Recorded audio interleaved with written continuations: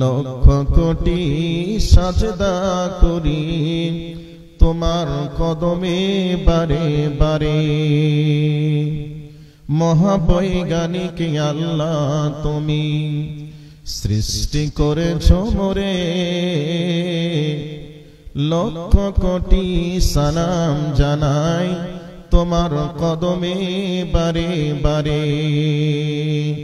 হাত পা নাক কান সবই তোমার দান, অন্তর থেকে ওঠে কথা স্রোতের লাগে গান। মহাবৈজ্ঞানিক আল্লাহ তুমি সৃষ্টি করেছ মোরে,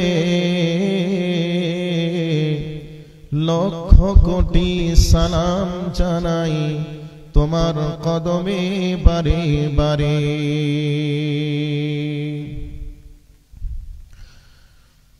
মায়ের পেটে জন্মিল শিশু, পানির পেটে মাছ, ভূমির পেটে দিয়েছ প্রভু লাখো রকম গাছ। মিল নাই রে সাদে, মিল নাই রে চেহারায়, এত সবই তোমার দান। মহাবৈজ্ঞানিক আল্লাহ তুমি সৃষ্টি করেছ মোরে, লক্ষ কোটি সাজদা করি তোমায় কদমে বারে বারে। মহাবৈজ্ঞানিক আল্লাহ তুমি সৃষ্টি করেছ মোরে, লক্ষ কোটি সাজদা করি তোমায় কদমে বারে বারে। মরা বৈজ্ঞানিক পারি শুধুই ভাঙা গড়ার কাজ, তোমার সৃষ্টি দেখে মরা পায় গো বড় ইলাজ। মহাবৈজ্ঞানিক আল্লাহ তুমি সৃষ্টি করেছ মোরে, লক্ষ কোটি সাজদা করি তোমায় কদমে বারে বারে। আত্মার মতো শক্তি তুমি রেখেছ গোপন করে, শত চেষ্টা করে তারে রাখতে পারি না ধরে। হাকিম বদ্ধ কবিরাজ যত পাগল হয়ে যায়, আত্মার মতো শক্তি মরা খুঁজে নাহি পায়। মরা বৈজ্ঞানিক পারি শুধুই ভাঙা গড়ার কাজ, তোমার সৃষ্টি দেখে মরা পাই গো বড় ইলাজ। মহাবৈজ্ঞানিক আল্লাহ তুমি সৃষ্টি করেছ মোরে, লক্ষ কোটি সালাম জানাই তোমার কদমে বারে বারে। উপস্থিত চলমান সভার নির্বাচিত সুযোগ্য সভাপতি সাহেব, উপস্থিত কোরআন এবং হাদিস প্রেমিক, ইসলাম প্রেমিক শ্রোতা মণ্ডলী, পর্দার অন্তরালে অবস্থানরতা আমার জননীর জাতি মা ও বোনেরা, প্রশংসা একমাত্র সেই মহান মুনিবের জন্য, যেই মহান মুনিব আমাদেরকে একটা মাদ্রাসা কেন্দ্রিক আয়োজিত সভাতে বসার যিনি সুযোগ দিয়েছেন, সেই মহান মুনিবের প্রশংসা আদায় করি, সকলে বলি আলহামদুলিল্লাহ।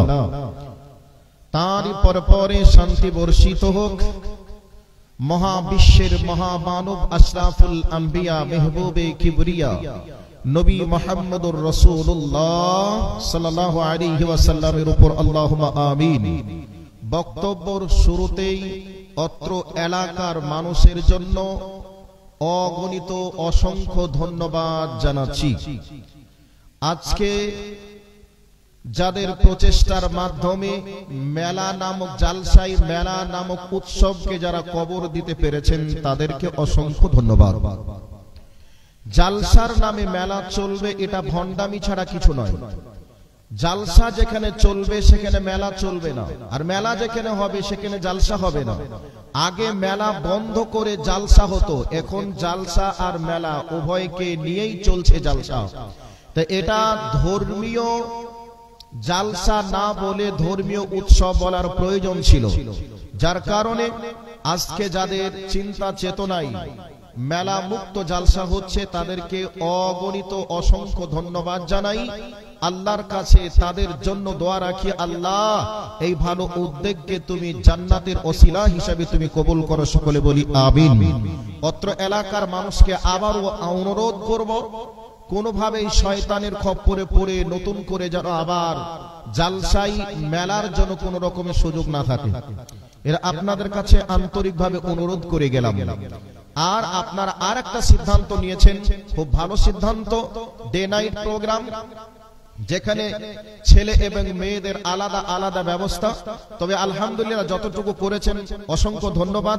আগামী দিন থেকে আর একটু চেষ্টা করবেন যাতে করে নারী আর পুরুষ একাকার হয়ে কোনোভাবে সংস্পর্শে যাতে না আসতে পারে, এই চিন্তা চেতনার দায়িত্ব আপনাদের কাছে দাবি রাখলাম। দাবি রেখে বক্তব্যের বিষয় শুরু করব। তবে একজনও কেউ উঠবেন না, যদি কেউ উঠে চলে যান তাহলে জানতে হবে একটা গুরুত্বপূর্ণ আলোচনা শোনা থেকে আপনি বঞ্চিত হলেন। এবার বলবেন কি বা আপনি বলবেন, নতুন করে কি ওহী নিয়ে এসে আপনি বলবেন? জি না, ওহী রাস্তা বন্ধ হয়ে গেছে। যা ইসলামের ভিতরে আছে সেগুলি নতুন করে কারো কিছু বলার ক্ষমতা আর কারোর নেই। তবে আমাদের একটা রেওয়াজ হয়ে গেছে, যে বক্তা যত দূর থেকে আসবে সেই বক্তা তত বড় বক্তা। এলাকায় যদি একটা শাইখুল হাদিস মাদানী আলেম থাকে তো এলাকার মানুষ তিনাদেরকে দাম দিতে চায় না। ওই নদিয়া থেকে নিয়ে আসতে হবে, আসাম থেকে নিয়ে আসতে হবে, ত্রিপুরা থেকে নিয়ে আসতে হবে, মেঘালয় থেকে নিয়ে আসতে হবে। তো তারা এসে এখানে কি ওহির বাইরে নতুন করে কি ওহী অবতীর্ণ করবেন তিনারা? যা আছে কোরআন হাদিসে তাই তো বলবে। তো আমাদের জন্য কপাল খারাপ, এলাকার কোন আলেমদেরকে আমরা সম্মান করতে জানি না। আমরা বিদেশ থেকে আলেমদেরকে ভাড়া করে নিয়ে এসে হাজার হাজার টাকা তাদের পিছনে আমরা খরচ করি, এটা আমাদের জন্য দুর্ভাগ্য। সেই জন্য আমি নতুন করে কিছু দিতে পারবো না, যা কোরআন হাদিসে আছে তাই, আর তার ভিতর থেকে ক্ষুদ্র যে জ্ঞান আল্লাহ দিয়েছেন তার ভিতর থেকে আমি কিছু আলোচনা করব। তবে আলোচনাটা আমার বিদ্যা অনুযায়ী আপনাদেরকে যথেষ্ট কিছু একটা ভালো উপহার দেব, এটা আমি আশা করছি। সেই জন্য যারা বসে আছেন একটু ধৈর্যের পরিচয় দিয়ে একটু বসার চেষ্টা করবেন। আজকের বক্তব্যের বিষয়টি হবে সম্পদ এবং সম্মান। এটাকে আমরা মনে করি আল্লাহ পাকের পক্ষ থেকে ভালোবাসা, কিন্তু আসলেই সম্পদ এবং সম্মান আল্লাহ পাকের পক্ষ থেকে এটা ভালোবাসা নাকি পরীক্ষা? আমরা মানুষ গর্ব ভরে বলি কারুর একটা ছেলে, কারুর তিনটা ছেলে, একটা ডাক্তার, একটা মাস্টার, একটা ইঞ্জিনিয়ার। তো গর্ব করে বলে আমি সফল সন্তানের পিতা, আমার তিনটা ছেলেই সরকারি চাকরিজীবী। এবং মানুষও তাকে সফল মনে করে এবং সফল সন্তানের পিতা মনে করে। করে কি করে না? একটু আওয়াজ দেওয়া লাগবে, করে কি করে না? এখন কেউ যদি ব্যবসা বিজনেস করে কোটি টাকার মালিক হয়ে যায়, সে নিজে গর্ব করে একথা বলে আল্লাহ আমাকে খুব ভালোবাসে, যার কারণে আমি যে কাজে হাত লাগাই লস বলে কোনো জিনিস আমি দেখিনি, আমি যে কাজে অংশগ্রহণ করি শুধু সফলতা আর সফলতা, এছাড়া আমি কিছু খুঁজে পাই না, এমন কথা মানুষ বলে। আর মানুষও তার ব্যাপারে ভাবে সত্যি এই ব্যক্তিকে আল্লাহ ভালোবাসেন বলেই এত টাকার মালিক বানিয়েছে। এখন কেউ যদি এমএলএ এমপি মন্ত্রী হয়ে যায়, সে আবার গর্ব ভরে বলে আমাকে আল্লাহ ভালো না বাসলে সম্মানের চেয়ারটাকে এমনি এমনি দিয়েছে, নিশ্চয়ই আল্লাহ আমাকে ভালোবাসেন বলে এমএলএ এর মতো পদটা আমাকে দিয়েছে, এমপির মতো পদটা আমাকে দিয়েছে, এ কথা মানুষ বলে। আসলেই কি এগুলি ভালোবাসার মানদণ্ড, নাকি আল্লাহ পাকের পক্ষ থেকে এটা পরীক্ষা? কি আমরা তো মনে করি এটা আল্লাহ পাকের পক্ষ থেকে একটা ভালোবাসা। আসলেই কি এমন? জি না। ভালোবাসার মানদণ্ড কি বলবো, আর এগুলি কি পরীক্ষা নাকি ভালোবাসা, এগুলিকেও আমি বলবো। এবার আপনাদেরকে বলছি, আচ্ছা বলুন তো এই পৃথিবীর বুকে আল্লাহ সুবহানাহু ওয়া তাআলা কাকে বেশি ভালোবাসেন? হযরত আদম আলাইহিস সালাতু ওয়াস সালাম থেকে নিয়ে শুরু করে নবী মুহাম্মদুর রাসূলুল্লাহ সাল্লাল্লাহু আলাইহি ওয়াসাল্লাম পর্যন্ত যত নবীরা এসেছিলেন সমস্ত নবীদেরকেই আল্লাহ পৃথিবীর এক নম্বর ভালোবাসার মানদণ্ড হিসাবে দুনিয়ার বুকে প্রেরণ করেছিলেন নবীর দায়িত্ব দিয়ে।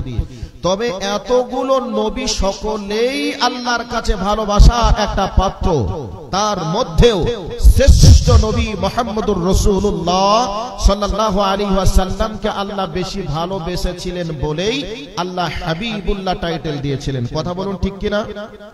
এবার চলে আসুন, সম্পদ আর সম্মান এটা ভালোবাসার যদি মানদণ্ডই হতো তাহলে নবী মুহাম্মদুর রাসূলুল্লাহ সাল্লাল্লাহু আলাইহি ওয়াসাল্লামকে আল্লাহ কতটা সম্পদের মালিক বানিয়েছিলেন? আল্লাহ নবী মুহাম্মদুর রাসূলুল্লাহ সাল্লাল্লাহু আলাইহি ওয়াসাল্লামকে কোটি কোটি মিলিয়ন টাকার কি মালিক বানিয়েছিলেন? তিনার বাড়িতে কয় একটা কি কার ছিল, না কয় একতলা বাড়ির ব্যবস্থা ছিল? জি না, তেমন কিছু ছিল না। ওই নবীজির ব্যাপারে সূরা তাকাসুর সম্পর্কে একটু জানার চেষ্টা করবেন, সানি নজল সহ একটু বুঝে নেবেন, তাহলে দেখবেন ওই জায়গায় কি বলা আছে।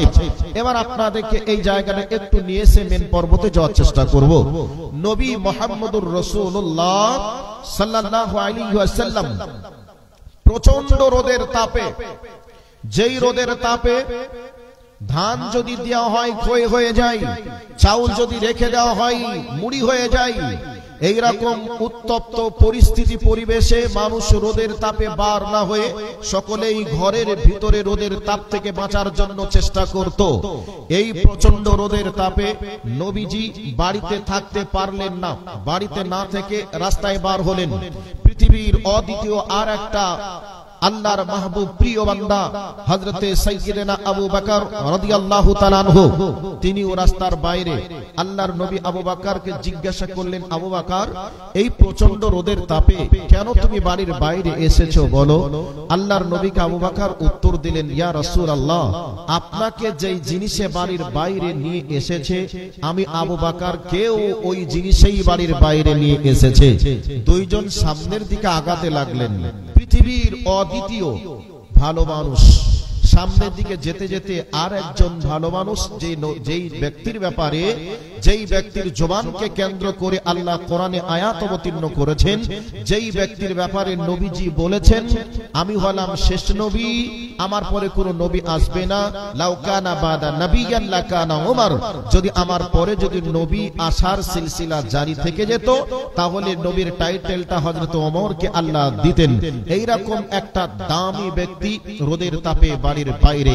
আবু বকর এবং নবীজি জিজ্ঞাসা করলেন, আবু বকর, ওমর, কেন গো, কি হয়েছে? বাড়ির বাইরে কেন প্রচন্ড রোদের তাপে? হযরত আবু বকর ওমর রাদিয়াল্লাহু তাআলা উত্তর দিলেন, ইয়া রাসূলুল্লাহ, ওগো সিদ্দিক আকবর, তোমাদের দুইজনকে যেই জিনিসে প্রচন্ড রোদের তাপে বাড়ির বাইরে নিয়ে এসেছে আমি ওমরকেও ওই জিনিসেই বাড়ির বাইরে নিয়ে এসেছে। কি কারণে? পেটের ক্ষুধার যন্ত্রণার কারণে। পেটে ক্ষুধার এত যন্ত্রণা, যেই যন্ত্রণায় রোদকে রোদ মনে না করে কোথাও দুটি খাবার পেয়ে পেটের যন্ত্রণাকে নিবারণ করব, এই উদ্দেশ্যে পৃথিবীর শ্রেষ্ঠ মানুষ নবী মুহাম্মদুর রাসূলুল্লাহ সাল্লাল্লাহু আলাইহি ওয়াসাল্লাম রোদকে রোদ মনে না করে বাড়ির বাইরে চলে এসেছেন। সিদ্দিক আকবর হযরতে আবু বকর রাদিয়াল্লাহু তাআলা আনহু তিনির বাইরে এবং হযরতে ওমর রাদিয়াল্লাহু তাআলা আনহু তিনিও বাড়ির বাইরে। তার মানে যদি সম্পদ ভালোবাসার মানদণ্ডই হতো তাহলে এই পৃথিবীর তিনটা সম্পদকে, পৃথিবীর তিনটাই এক নম্বরের আল্লাহর প্রিয় বান্দা, এরপরেও ওনাদের পেটে খাবার ছিল না, পেটের খাবারের অভাবে রোদের তাপে বাড়ির বাইরে পর্যন্ত পার হয়ে চলে গেছে।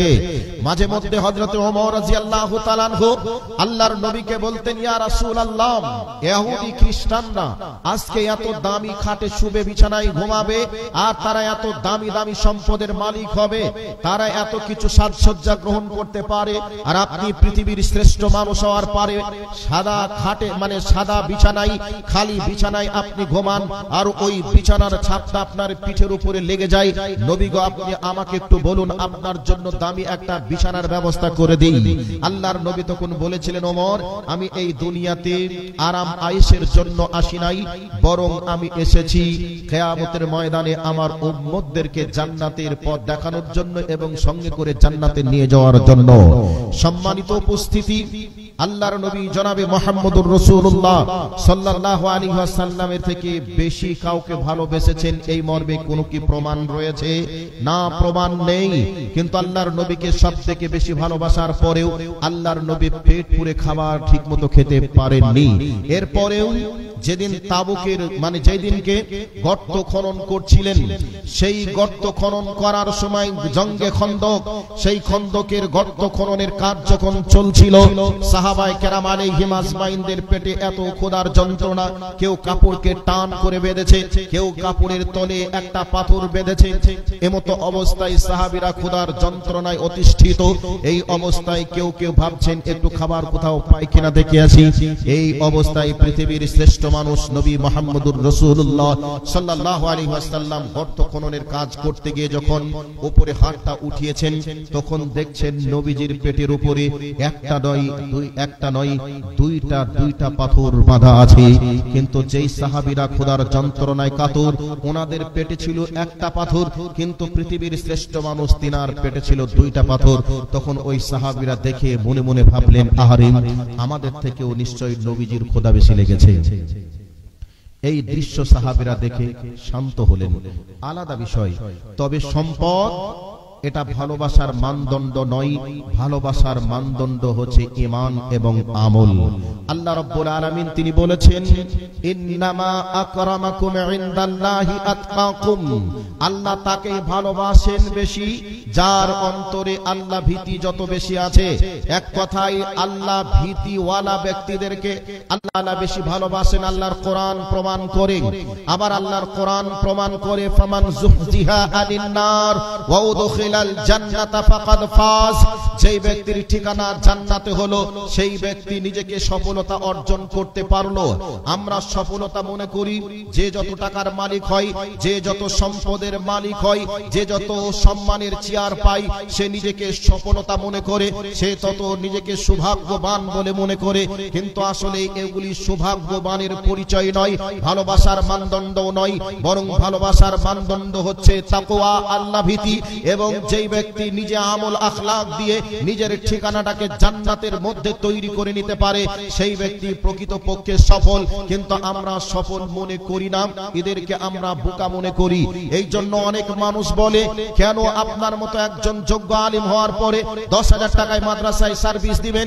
কেন আপনার মতো যোগ্য আলিম হওয়ার পরে আপনি মসজিদে ইমামতি করবেন? কেন আপনি ব্যবসা বিজনেস করতে পারেন না? এ কথা মানুষ অনেক আলিমদেরকে বলে। তবে সবাই যদি টাকার পিছনে ছুটবে, সবাই যদি দুনিয়ার পিছনে ছুটবে, তাহলে ঈমান এবং আমলের পিছনে কে ছুটবে? কেই বা দিন ও মানে দিনের দাওয়াত দিবে? যদি সবাই দিনে দুনিয়ার প্রতি যদি মগ্ন হয়ে যায়, তাহলে পৃথিবী থেকে দিন মিটে যাবে। এই জন্য যেনারা আলিম, তেনারা মানুষের কাছে অপমান খাওয়ার পরে, তেনারা মানুষের কাছে তুচ্ছ তাচ্ছিল্য হওয়ার পরেও তেনারা দ্বীনের দাওয়াত দিয়ে যান, অল্প টাকায় মসজিদ এবং মাদ্রাসায় খেদমত দিয়ে যান। তেনারা জানেন এই দুনিয়ায় প্রকৃত সফলতা অর্জন করার স্থান নয়, প্রকৃত সফলতার স্থান হলো আখিরাত। সেই আখিরাতের সফলতার জন্য দিন রাত মেহনত চালায়। সম্মানিত উপস্থিতি, আপনাদেরকে আবার একটা বাস্তব কথা বলার চেষ্টা করছি, শুনে রেখে দেন। যদি সম্পদ এবং সম্মান এটা ভালোবাসার মানদণ্ডই হতো, তাহলে মনে হবে যেন গোটা এশিয়া মহাদেশের মধ্যে সব থেকে মুকেশ আম্বানিকে আল্লাহ বেশি ভালোবাসেন। যেহেতু এশিয়া মহাদেশের সব থেকে বড় ধনীর নাম হলো মুকেশ আম্বানি, তাহলে সম্পদ যদি ভালোবাসার মানদণ্ড হয়, তাহলে মুকেশ আম্বানিকে সব থেকে আল্লাহ বেশি ভালোবাসেন। আর এই দুনিয়াতে যার যত টাকা আছে, টাকাটা হালাল নাকি হারাম এটা দেখার প্রয়োজন মনে করে না, তাকে সম্মানের চেয়ার দেওয়া হয়। কথা বলুন ঠিক কিনা? তো কাজেই সম্মানের চেয়ার আমরা কাকে বসাচ্ছি? যার যত টাকা আছে তাকে আমরা সম্মানের চেয়ারে বসাচ্ছি। ওই টাকাটা হালাল নাকি হারাম আমাদের দেখার প্রয়োজন নেই। তবে যার যত টাকা, তাকে তত আমরা সম্মান দিই, তার মানে হলো আমরা সম্মান দিই বলে কি আল্লাহ তাকে সম্মান দিবেন এটা কি আপনি মনে করেন? না। তাহলে মুকেশ আম্বানিকে এই পৃথিবীর সবথেকে বা এশিয়া মহাদেশের সবথেকে বেশি সম্মানের অধিকারী আল্লাহর কাছে এটাই প্রমাণিত হবে। আসলে কি মুকেশ আম্বানি আল্লাহর কাছে সবথেকে বেশি সম্মানের অধিকারী? এটা কি প্রমাণ করা যাবে? অসম্ভব, প্রমাণ করা যাবে না। মুকেশ আম্বানি যে বাড়িটায় বসবাস করে 15 কোটি টাকা, 15,000 কোটি টাকা খরচ করে একটা বিশাল মানে বিলাসবহুল বাড়ি বানিয়েছে, এত টাকার মালিক সে, এশিয়া মহাদেশের সবথেকে বড় মানে সবথেকে বেশি টাকার মালিক। তাহলে আমরাও বলতে পারি সবথেকে আল্লাহর বেশি ভালোবাসার একটা পাত্র, কিন্তু আসলেই নয়। এবার আপনাকে একটা উদাহরণ দিয়ে বোঝানোর জন্য এই জায়গায় আসলাম। এবার আপনাকে বলছি, এই পৃথিবীর আর একটা বড় মুহাদ্দিস, নাম তার মোহাম্মদ সালিহ আল উসাইমিন, জিনার ফতোয়াকে নকল করে আমাদের সম্মানিত শাইখ ফতোয়া দেন। মা তিনার মতকে সামনে রেখে আজ সমাজের বুকে ফতোয়া দেওয়া হয়।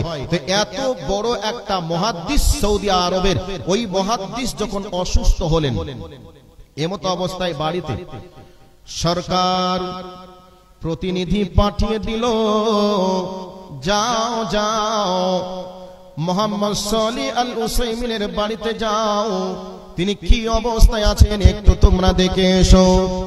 এবার সরকারের প্রতিনিধি দল ওনার বাড়িতে আসার সময় মনে মনে ভাবছিলেন, এত বড় মুহাদ্দিস, নিশ্চয়ই বাড়িটা দামি হবে, নিশ্চয়ই সুন্দর একটা বাড়ি হবে, তেনার বাড়িতে বিভিন্ন রকমের পরিষেবা থাকবে।